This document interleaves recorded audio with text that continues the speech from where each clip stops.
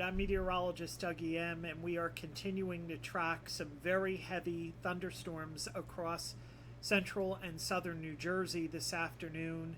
And we continue to show that it is raining heavily across Mullica Hill and Glassboro. This is an area where it has been raining for quite some time now at a very efficient rate. There is a continuing flash flood warning that has a considerable threat tag there, and we are getting multiple reports of Route 322, sections of it underwater. So it is going to be a very, very slow go, if at all, along the 322 corridor over the next several hours. Some sections there are reportedly impassable. The National Weather Service also says that video was sent in from social media showing that the flooding was pretty deep in Glassboro along Woodbury-Glassboro Road.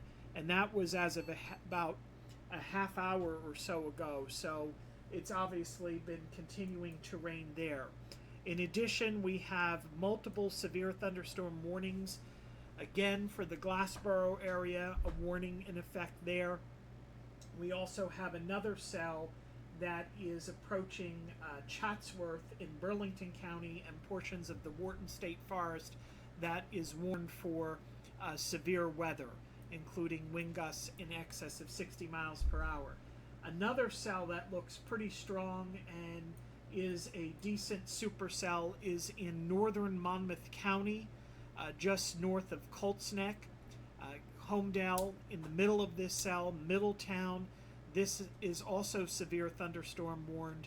So there are these cells that are continuing at this hour to be quite significant across the state with damaging winds and flash flooding rains. So severe thunderstorm watch remains in effect until 8 o'clock tonight.